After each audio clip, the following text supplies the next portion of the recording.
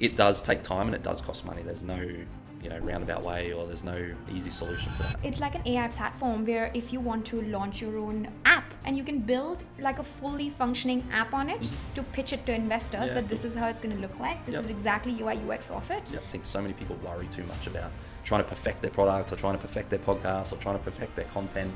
Having those people around us and people that I can pick up the phone and call and say, hey, you designed the revenue model for the best subscription app in the world. The second you stop, you will be tarnished for that. So your videos will underperform. I would never, ever in my life boost a video, pay ads on videos. It's the worst thing. And I'm sorry if you...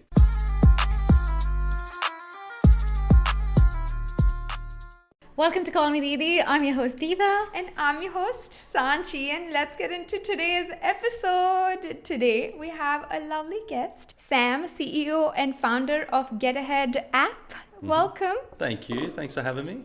Thank you for coming on, Sam. My first question to you is, how are you, but in life? In life, I'm good. Busy. Just running a rat race and having fun with it, I think. So yeah, very good. Why would you say you're running a rat race? You're building your own business. That's not a rat race. It's not a rat race, but it feels like one of those hamsters in a wheel. We're just going as fast and as fast and as fast as possible, and just making the most of every moment and hitting the accelerator as hard as possible.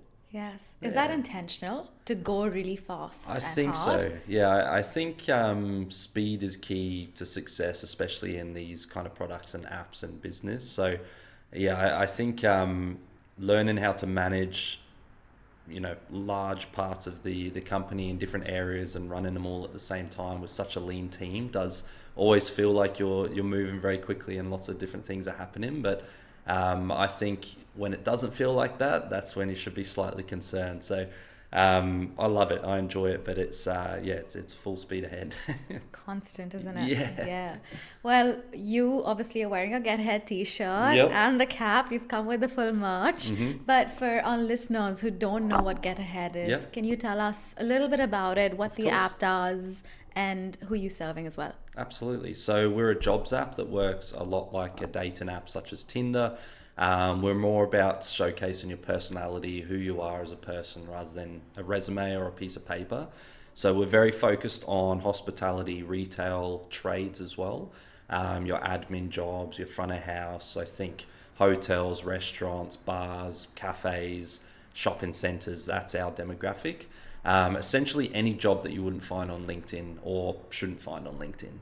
So you create your digital profile, you can upload videos saying hello, introducing your skills, maybe showing off your coffee skills or your drink making skills, whatever it might be, your experience, your strengths, your passions, and a little bit about you as well. And then one thing I really, really like is you can select what you're looking for in a job. So it might be woman CEO, it might be a dog-friendly environment, it might be a large business or a small business, and we basically match you up similar to like Apple Music or Spotify, where we use certain tags and learnings to match you with jobs that fit your personality and your career goals as well. And then you simply swipe right to apply, and you can match, chat, and get hired through the app in fastest hire has been 3 minutes.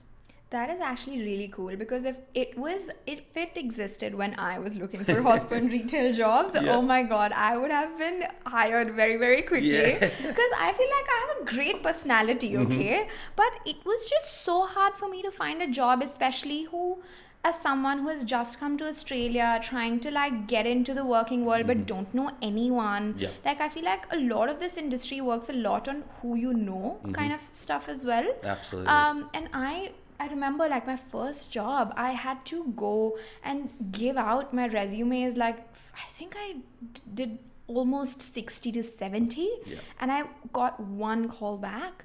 I felt so bad about myself. I just felt like it's deflating. Exactly. And I think though you nailed it just then. You said it's really like people are looking for friends of friends or people they know, because it's so hard from a resume to know who you're hiring and who you're interviewing.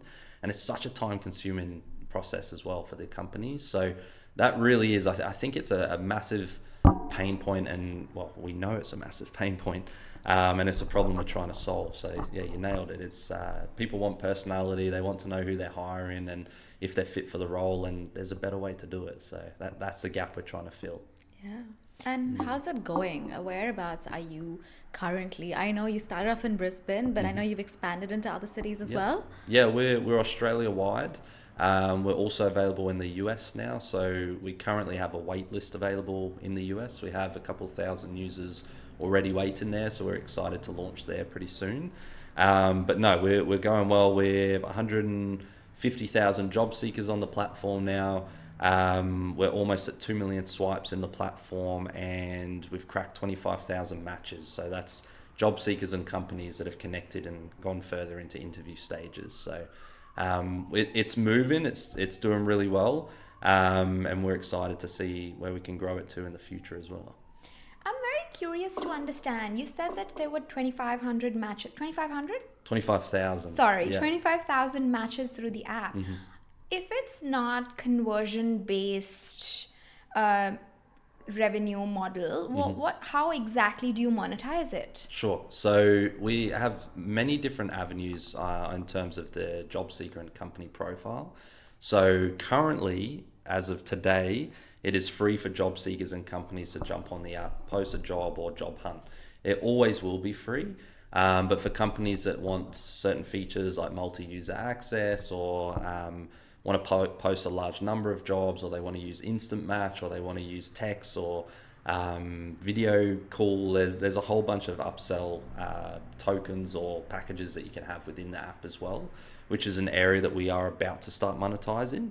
But we do a few other things in terms of events and partnerships and things like that to generate revenue as well. Oh, that's pretty interesting. Yeah. Well, it's great how far you've taken the app, but can you just walk us a little bit through your early days on how you got started? Why did you decide to get started in this space? What was your journey like in this? Yeah, sure. So my background is tech, sales, and recruitment. So this is probably my 4th online startup now. Have a huge passion for it. I'm a designer myself, so I have a huge love for UI and UX and the user journey from start to finish, and have always been fascinated with apps, and particularly subscription models and just products that can break out in a fairly saturated market. So that was my initial love. I learned recruitment on a company side, so recruiting for admin, tech, some mining jobs, all the way through to hospitality and retail as well, and saw a lot of pain points from both sides. Companies, obviously how much money they were spending on recruitment and how black and white the process was, and recruiters were just posting their ads online and sending applicants through, and there was this huge weird conversation of what they were actually looking for and what they wanted to hire. So there was this weird bubble of opportunity I found, and during COVID, I was actually actively looking for a job myself and had to write my first resume for my career. I had to write cover letters, and like you said before, I was deflated because there was so many people actively looking for a job during that time. I had this weird resume of I'd worked for Jordan Belfort at the Wolf of Wall Street for a while. I had owned a gym. I had been a designer. I had sold courses. I had worked. What else did I do? A whole weird journey of entrepreneurship and also 9-to-5s, I guess. And putting that onto a resume was really, really hard. I was like, am I applying for sales jobs? Am I applying for design jobs? And the reality was I would have applied for anything, but I had to custom do my resume every time. I had to personalize my cover letter, and then, I would jump on, a platform like Seek, and I'd click apply, and it would redirect me to another platform, and I'd have to create another account and upload my resume again. And it was so time consuming and so painful. And I'm like, I've just seen how painful it is for companies and how expensive it is to hire. Now I'm seeing how, painful it is to try and apply and get a job. I'm like, everybody must be having the same experience. So just out of frustration, I actually locked myself in a room and designed out the Getahead app. I've got a photo somewhere with all the screens on a wall. and was just like, wow, wouldn't this be cool if this was actually a product or an experience that I could have applying for a job? And just for kicks, I was like, I'm going to get this quoted and just see, like, I don't know how to code. So I was talking to developers and reaching out to companies. And I've always been fascinated by the marketing side and some of the success of like Instagram and Tinder and these apps that were breaking into such saturated markets, which applying for jobs is also fairly, there's a lot of platforms out there like LinkedIn and Seek and Indeed and blah, blah, blah. So I was like, this has to be different, and it has to be so user friendly and so focused on the job seeker that's trying to apply for a job. Went to some companies, got some insane quotes, and was like, okay, I'm not going to be able to build this app. And it's quite daunting at the start if you do have a dream or the desire to build an app, how expensive that can be. And so I built a website, which anybody listening can do within 24 hours, whether you've got any experience or no experience. Thanks to the likes of ChatGPT and some of these AI tools that are out there now, which I didn't even have at that point. But it's easier than ever. So nobody has an excuse. If you've got an idea, just do it, or at least have a go. So I went and built a website. I designed it out. We connected with some developers and started our initial product. Had some traction and some people that were begging for us to build this product and build the app and get it out there, and managed to do, this is a very compressed version of the story, but managed to do a capital raise, get some money and some functional investors on board, and built the app and launched it, which was probably, that story I just told you was about an 18-month process. But once we got it to market, we started to get some traction, and yeah, it's been a roller coaster ever since. That is a mind blown of a story. Yeah. There's so many things that I want to ask you about just there. Yeah. But I do want to ask you about your app development journey. Mm-hmm. Now, obviously, you're somebody who's looking for a job, and then you decide to switch and pivot and just build a business instead. What was that journey like to get somebody to build your app, because you didn't have experience in coding? And I'm trying to think from the perspective of a 20-something year old, has limited funds, has an idea for this really cool app. He knows people needs this, but he's like, how do I get started? Where do I go? Like, what was that like for you? Yeah, so first of all, you've got to really, really, really want to launch this product. Like, you need to be willing to lose everything you have for this, because it does take time and it does cost money. There's no, roundabout way, or there's no easy solution to that. Regardless of if you're going to build it yourself, you've still got to, have your services running, and there's so many plugins and different technologies you have to use. So it's not cheap. I was fortunate enough that I basically sold everything I had and moved home with my parents at the time. This is how much I believed in this product. So I basically gave myself enough of a runway where I was like, I can really commit to this project for 12 to 18 months without having to go and get a job. But at the end of that, I would have had nothing left. Like, literally my entire, career and life savings and everything I owned would have been a complete waste. So you do really, really need to make that decision if you're going to do it, how committed you are to, jumping in and pursuing it. And it's not an overnight success, and it is quite a long journey, and there's a lot of stresses and a lot of ups and downs and a lot of challenges, but you have to be grateful for those as well. So I would say, look at your current situation. Is it something you can do on the side whilst you're doing your job for a period of time until you can get it to a certain point where you can transition? I've tried to do that a couple of times previously, and for myself, I find if I'm all in, like, I'm just all or nothing. I'm like, I believe in this so much that I'm going to jump into it and commit to it entirely. If I've got other things going and different projects, and same on the investor front. If you're pitching to an investor and you're in a comfortable, cushiony job that you don't really need this app to work, why are they going to back you, and why are they going to believe that you're the person to take this to the next level? Whereas if you're someone that has literally given up everything you have because of how much you believe in this mission, it's so much easier to convince investors to come on board. So that's a one piece of advice if you need to get capital to help you build your product. If I was younger, I probably would have taught myself how to code, to be honest. I can still do that, but design is my passion. Coding was not my expertise. But there is a lot of tools now that make it easier to code and make it easier to learn as well. So ChatGPT. 100%. Yeah, that's a really, really good tip. But yeah, study the market, make sure your opportunity exists, and be willing to put everything you've got into it, because you won't succeed otherwise, honestly. Yeah, I heard of this AI app called Lovable. I don't know if you've heard of it. Lovable? Yeah, Lovable. Okay. It's like an AI platform where if you want to launch your own app, for example, you can build it's like Figma, but an easier version of it. Yep. And you can build like a fully functioning app on it to pitch it to investors that this is how it's going to look like. This is exactly UI UX of it. Yep.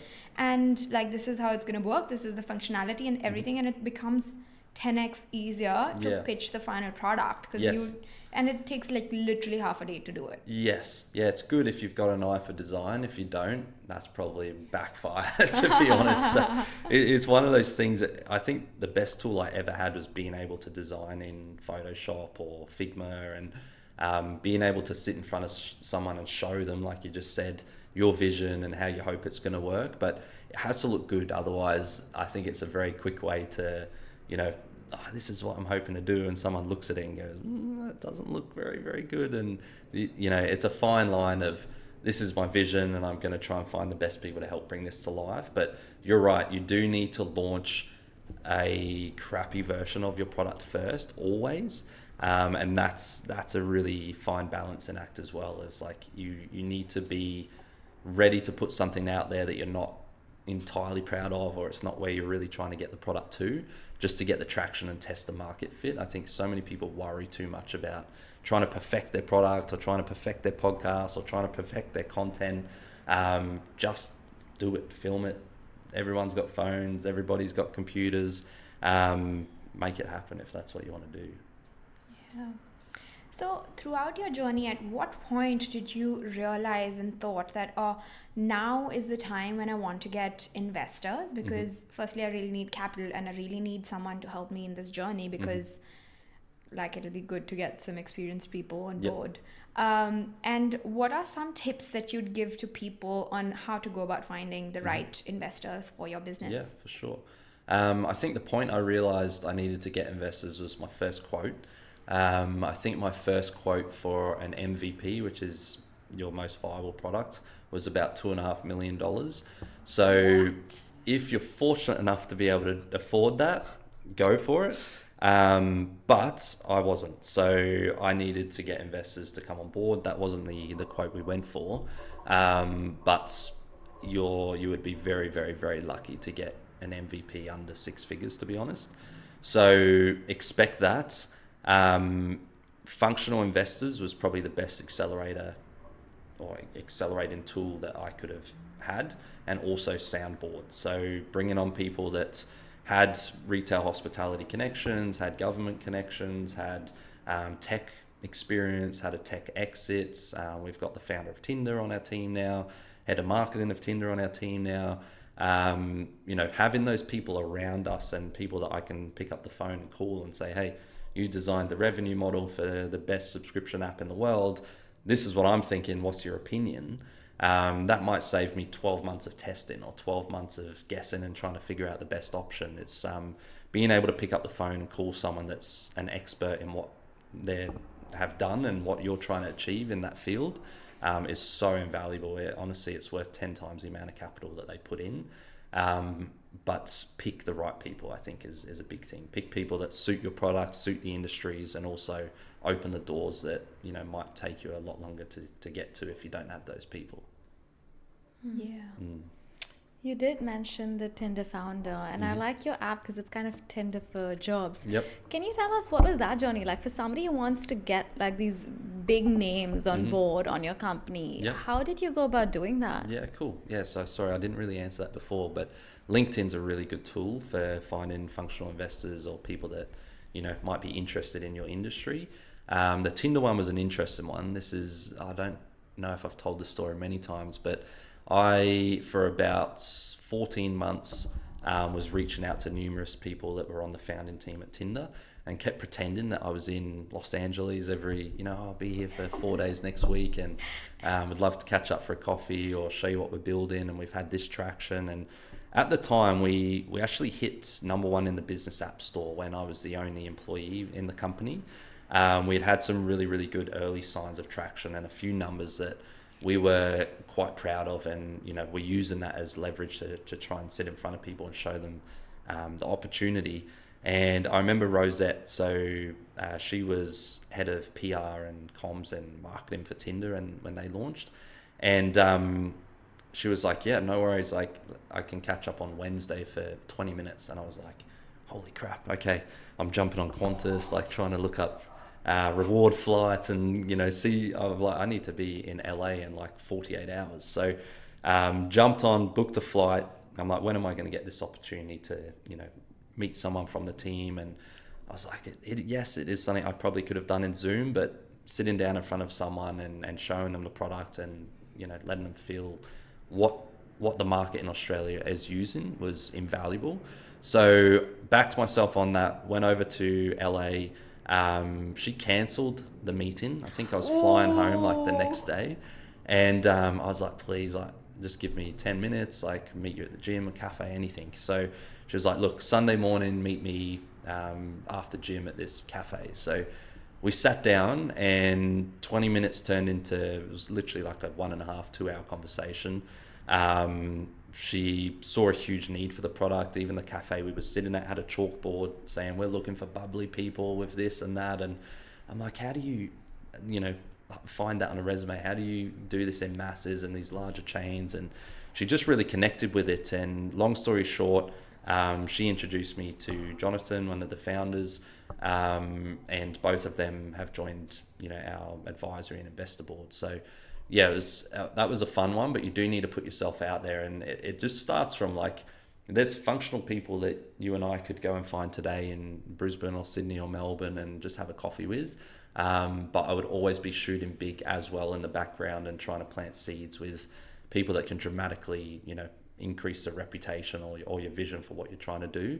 And they also bring invaluable experience with an audience that was very similar to us, a demographic that was very similar, a product that UI UX wise worked fairly similar as well. And they also tested their product in Australia before launching in the US, which is a very similar direction that we're taking as well. So that was a very, very good value add for us. But yeah, you've just got to put yourself out there and fly to America. Yeah, exactly. This is crazy. What I'm hearing from your journey up until now is that you gotta believe in yourself and your product. Yeah. Double down. To the level that you're willing to 100% go on it, willing to lose most of your life on it, and like willing to take last minute flights to like another country. And it's crazy to me to the extent that you've gone. Yeah, you have to. And you have to be willing to have 20 people tell you that, and reputable people, that your product sucks and it's not going to work.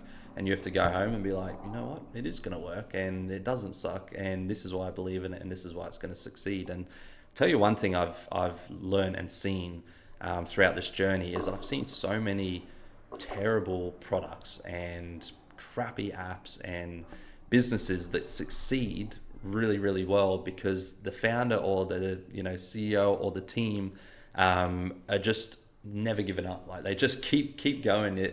I think someone said to me the other day, they're like, you only fail when you stop. Like, and it's so true. It's you can just keep pushing and keep pushing and keep pushing. And I think when there's a market problem as big as what I believe there is, and the audience as big as what it is, and the industries as large as they are, and the turnover as high as they are, and you only have to go on LinkedIn to see like Kmart trying to hire a store assistant. It's like nobody at Kmart is on LinkedIn. Nobody applying for a bar job straight out of school has anything to put on a resume. Like there's this huge reason people are trying to hire on Gumtree. Like these are marketplace platforms. So I think the problem is so transparent to me and so obvious.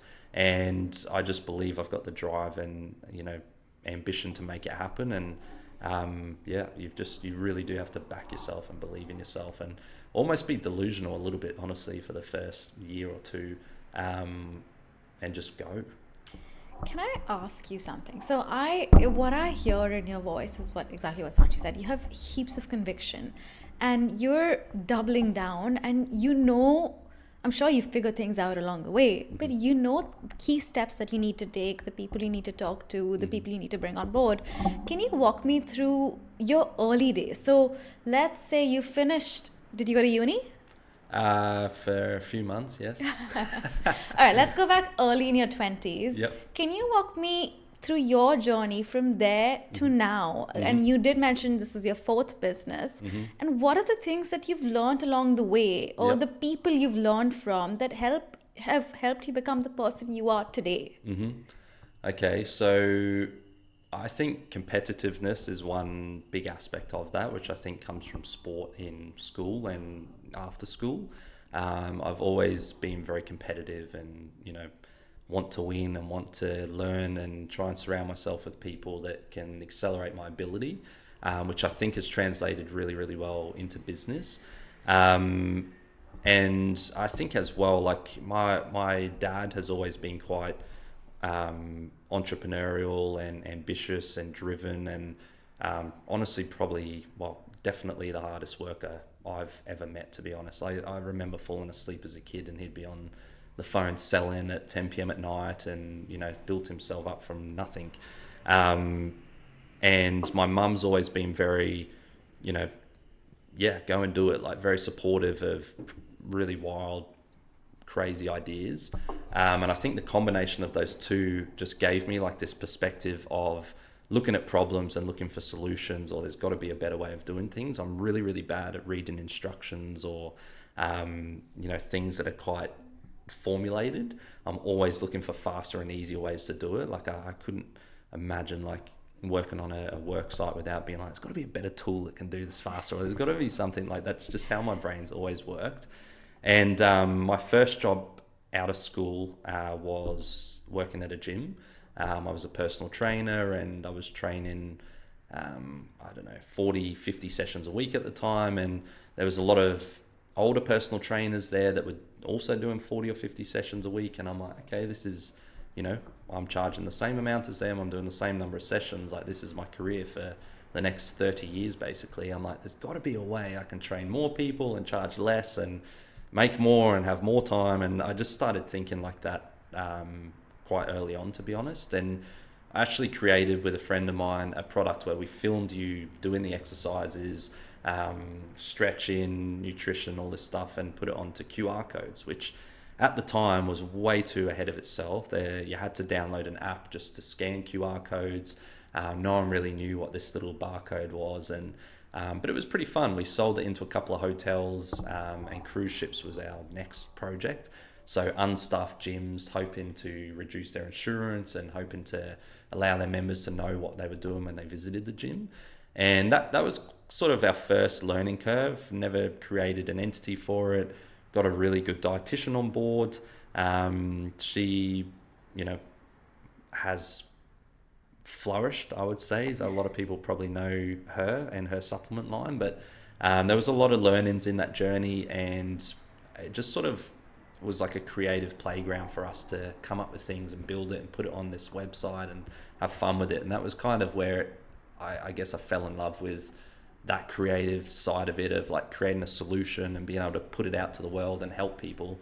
Don't think we made $1 out of that, but it was a really fun, well, we definitely lost money out of that one, but it was a really fun project and something we probably should have proceeded a little bit further. And that was even before Instagram. That was like early days. Whoa. Showing my age there a little bit. But after that, ended up buying a gym. So I worked in a gym, bought a gym. Wouldn't recommend that either. But during that time was going through the whole self-development and was doing the Tony Robbins and the selling courses and the Jordan Belforts and this and that, and had the opportunity to learn from Jordan Belfort. He was here in Australia. Went and spent some time there, ended up working for a company that he was coaching, did that for a little period of time, ended up running his global sales team for a couple of years. So I was doing events with him in LA. We were selling his speaking tours, his business coaching, and managed to meet some really, really cool people through that experience. And a lot of them are very successful in tech and in the online world. And I had a lot of ideas at the time, and I was actually house sitting in his house here in Brisbane, which was a beautiful house. And I remember just sitting there being like, I want this. Like, I want this freedom, opportunity, the lifestyle, the challenges, and the growth aspect of, you know, building something I was really addicted to. And had some friends that were athletes at the time that had fairly good followings on Instagram and Facebook, and just went to them and said, hey, why don't we film you teaching people how to do what you do, and let's put it on a website and charge people an amount. So ended up doing a couple of those. They were successful. Like, they were really, really fun projects that didn't cost us a lot to create. The second one was essentially when I had my first investor into a product. And yeah, that was a really, really good learning curve. There were some really good challenges with that. There was some good tax learnings and some good implications, and but also really, really good traction, particularly on a product front, but also a marketing front. That was really when I found my love for disruption and marketing. I had an Instagram account that was 2 weeks old that was getting more likes and comments than Kim Kardashian at the time, which was unheard of, and something that literally built the success of that product when we launched. One of those was a product that did six figures profit in the first 24 hours. And it was a product that costs us less than 20 grand to make. So it was like the first sort of light bulb moment where it was like, there's some potential here and there's some opportunity, and I just want to scale this thing. And I guess that's where my passion for online products, subscription products, design and marketing all came together. But there was also some really big challenges with that, with these athletes that would change sponsors, or they'd have 20 sponsors and the second one of them left that athlete, we would have to go and refilm, and it would be in the US, and it was just a nightmare, and it became really expensive. So that profit that you'd make early on was challenging throughout the years, and you had to keep relaunching it and rebuilding it and everything in between. So it was through those. There was a couple of others I tried to launch, didn't really launch. Was looking for a mentor here in Brisbane, met someone in recruitment, and that's how that journey started. So Getahead is basically a collection of everything I love, from selling, from design, from marketing, from recruitment, all just put into one, really. So this was the one where I was like, this is everything I've learned and loved in one, and this is the project that I'm completely going to commit to, and we're going to succeed with. So that's my life story.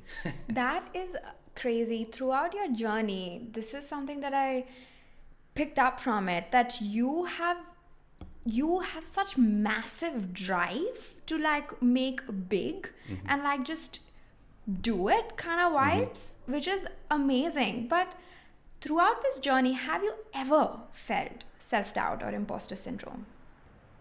I think I had so much imposter syndrome in everything I've ever done, to be honest, that I kind of, if I don't have that now, I'm concerned.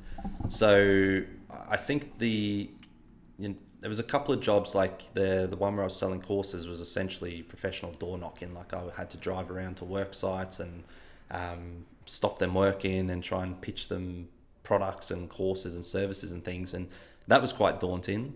And then the Jordan Belfort stuff, I was selling him for $150,000 a day, and I was cold calling people and trying to sell his services. That was quite daunting.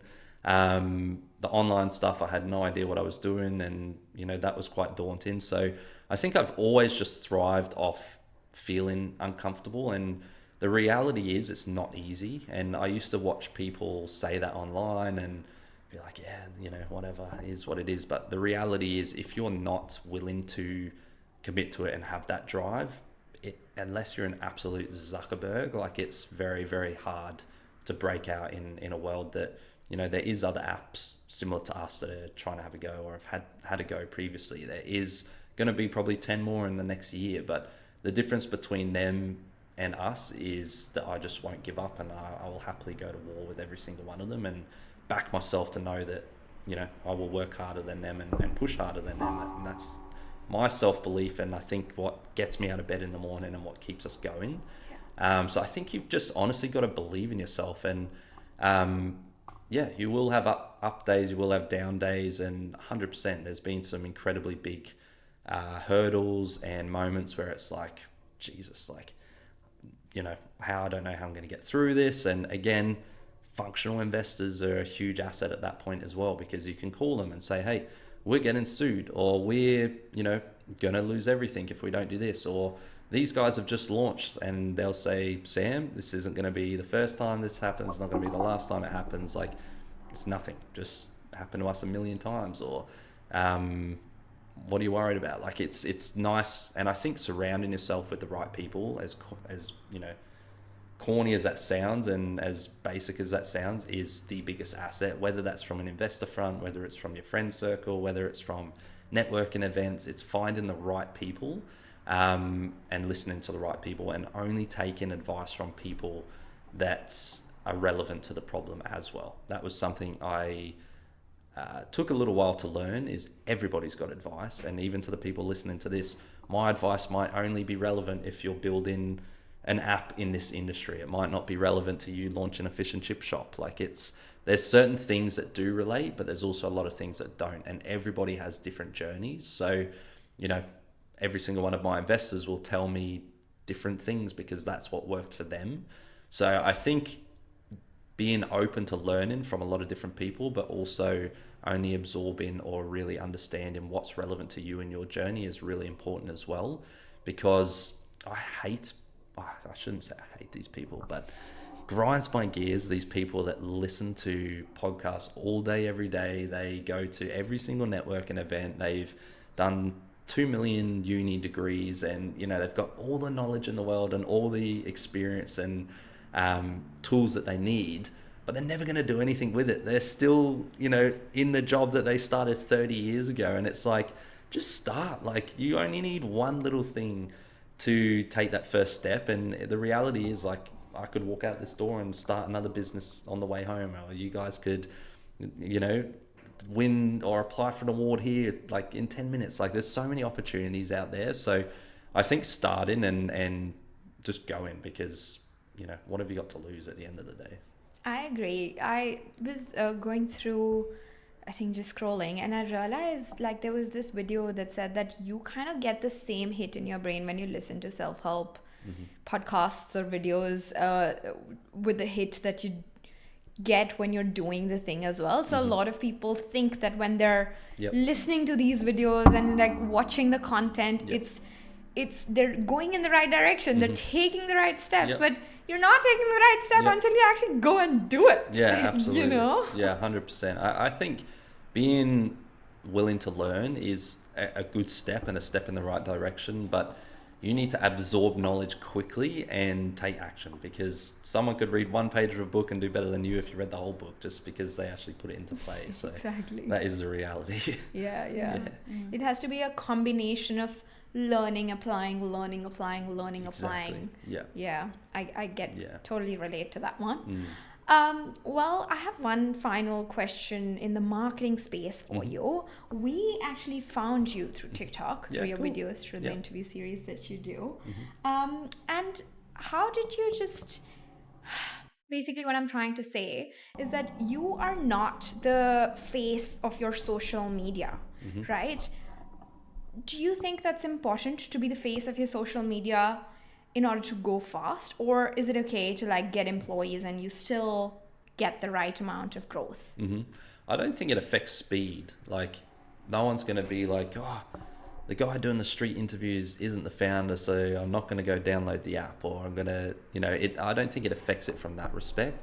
I do a fair bit of content as well, and we have numerous people on the content team. We just have Greg that does a lot more than everyone else. So that's, you know, he's basically a celebrity now, and I go shopping centers with him and things. I'm the photographer for him and his fans, which is really cool. But no, it's definitely something that we're leaning into heavily now.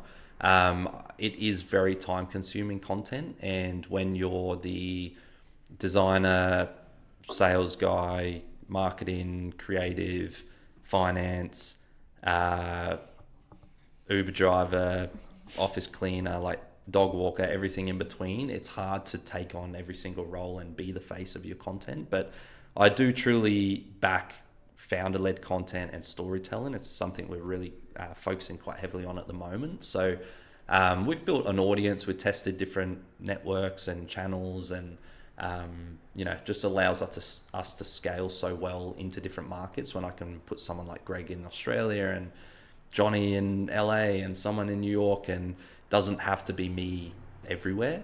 And I see that problem a lot with restaurants as well. Like, you might go to your favorite coffee shop because Steph is the owner and she's awesome, and then once her business starts to scale and she's got 3 of them and you don't see her there anymore, you stop going. And I see that problem over and over and over again. So I think with products like mine, yes, it's very, very good to be transparent and founder-led and bring people on the journey, but I don't think it's imperative to your success in any way.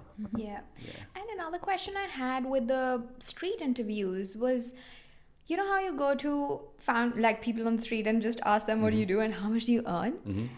Have you ever felt that it's just pushback from a lot of people who are on the streets, because nobody wants to talk about how much do they earn on camera to random people who are just coming up to them and asking? Plenty of people do. I think we've proved that.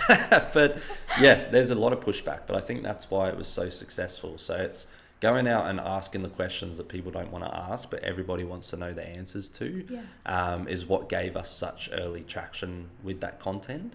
And the reality is, we asked a small pool of our app users, like, what do they want to learn? And Getahead all came around from us trying to give people the tools to get ahead in their career. And leaving school, even for myself personally, it's like, how do you know where you want to go and what job you want to do? And we found that people generally look to their parents, or maybe their mentor at school, or someone in careers at school, or the school experience that they did, and that's just a career path that they take, or their friend's dad tells them they should be a concreter, or you really are, taking and reflecting the experiences and the people around you, usually is, how you get into what you do.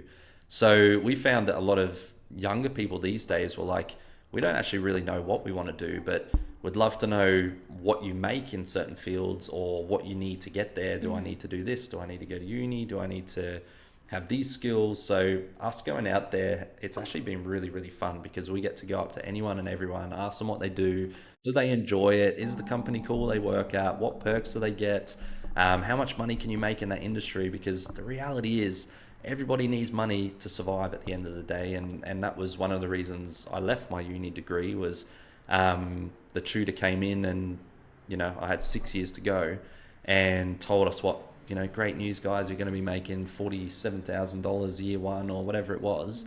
And I'm like, hold on a second. I'm like looking around and like, is there anyone else hearing this? I'm like, I've got 6 years of study, and I'm terrible at studying, to go, and I can make less than what I was making at the time, which was a bit naive, because there was a lot of other opportunities, and it would have been nice to have some sort of stable career path. But I got up and walked out and never went back. And I think that was the moment where I was like, wish I'd have knew that before I signed up to this. So I think going out there, asking people uncomfortable questions is what gets you a breakout on social media these days.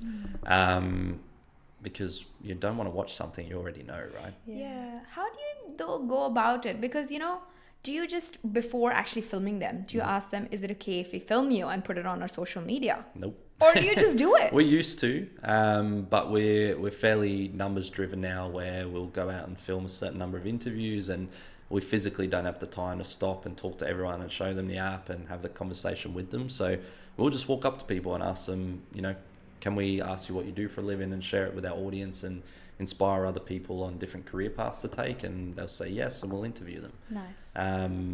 It's literally that simple. Sometimes we don't even say that. Sam, with TikTok, your reels have gone viral, and I have seen these like long back, like they've kept coming up for me. I've seen them, and that's how we found out about your app. Was that strategy intentional, to use organic socials to grow your app? Have you also tried paid methods? Yes. And how's that compared to organic socials and growing your app? That's an interesting story too. So we accidentally went viral with this strategy. We went to schoolies a couple of years ago, and we're street interviewing people and just asking them, you know, how they were going to get a job after school, or what painful processes they were going through to, you know, apply for jobs in the market. And then we were asking people what they did, and there was one video that went pretty viral, and we had 42,000 job seekers join the app when we had like 10 companies on the platform. It absolutely crushed us because there wasn't enough jobs on the app. We weren't really prepared for this to come in. Google blocked us on like Christmas Eve because they thought we were getting attacked by bots. There was all these problems we had, which were fantastic problems to have. But that was the moment where we were like, okay, this is really interesting. Like, this was something that didn't take us very long and didn't cost us very much. And we had this huge, you know, growth spurt within the app. To get 42,000 job seekers paid, to give you an idea, would cost a couple of $100,000 at that time for us on the testing that we had done. So that was an extremely valuable lesson where we were like, this is interesting, and the demographic was very relatable to our product. We found that the journey for the user that watched our videos to the app to download and create their profile was quite seamless and very similar. It wasn't like they were being redirected to a boring website where they had to upload and create a resume and this and that. It was quite an easy, fun process for them, and it suited the demographic that we were targeting. So I would suggest picking platforms that suit your audience. Don't waste your time. Well, test all of them, but find where your audience is and be the best at those platforms. But yes, we have tested paid marketing. We did it for a few months. It was probably the worst thing I ever did for our business in terms of it was expensive. It shadow banned us for months when we stopped doing it. So platforms like TikTok, and they'll deny this, but platforms like TikTok, Instagram, Snapchat, the second that they know that you've got ad spend to spend on their platforms, the second you stop, you will be tarnished for that. So your videos will underperform. I would never, ever, ever in my life boost a video, pay ads on videos. It's the worst thing, and I'm sorry if you've done that. We've just done it. For the first time ever, our organic does really well. Fingers crossed it works for you guys, but I would highly advise trying to create organic content that's building an audience that is going to consume your videos more than once, and it's going to draw them into your platform and find them, because the podcast in the apartment next door can spend $2 more than you were spending, and they're going to get a better success than you guys are. And then the podcast next to them can spend $5 more and get a better, you know, like I'm competing with multi-billion-dollar companies. How am I ever going to outperform them? And it's clear as day when you go and search for Getahead in the App Store, a Seek ad will come up and a LinkedIn ad will come up. Like, they are targeting my audience, but they cannot compete with us on an organic level.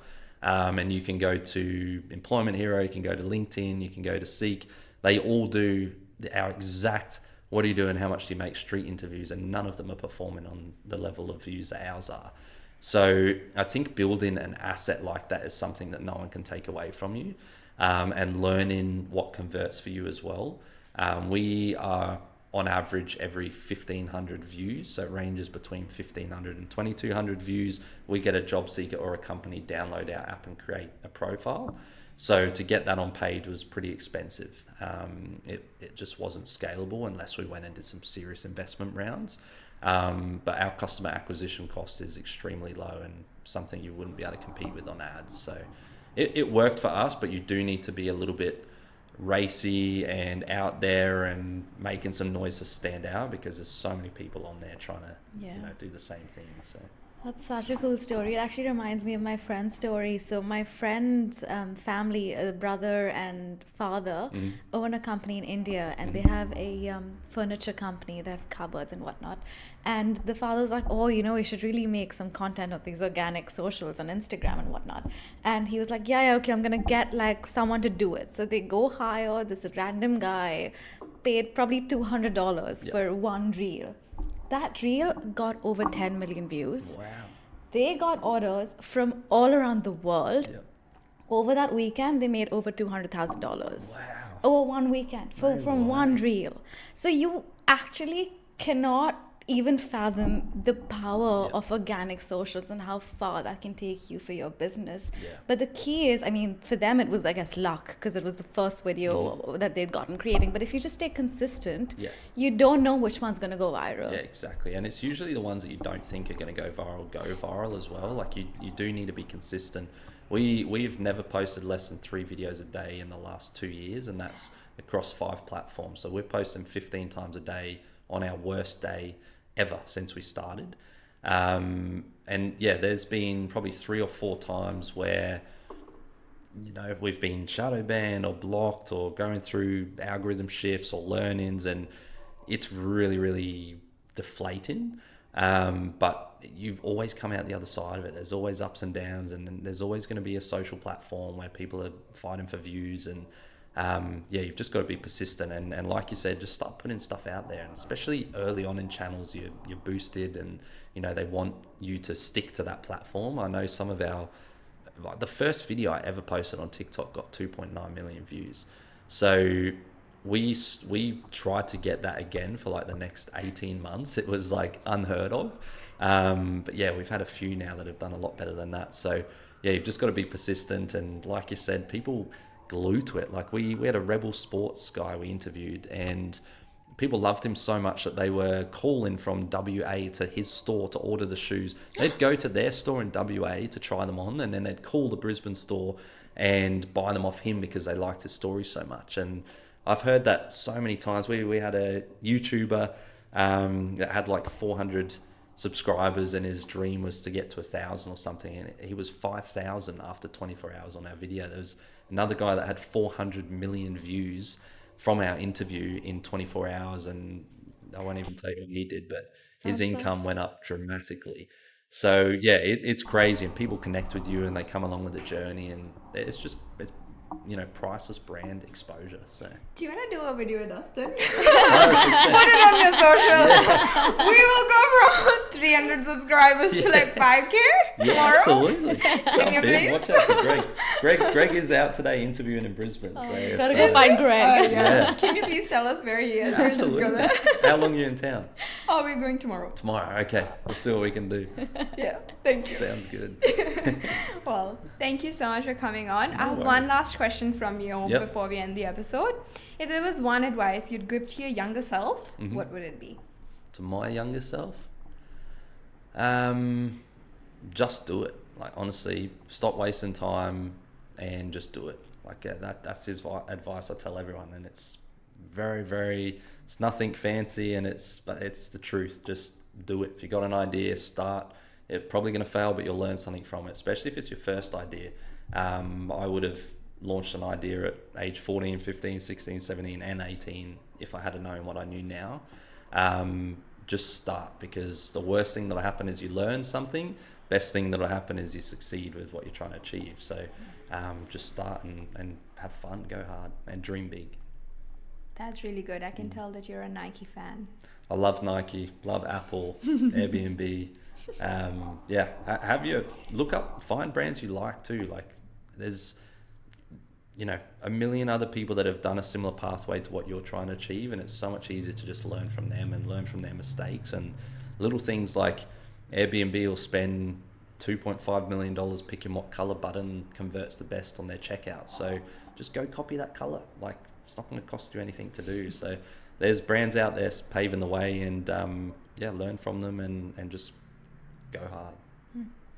Thank you so much for coming on. No worries. We had a great time talking to you. You have some really great tips, and the drive that you have is just really, really inspiring. Thank you.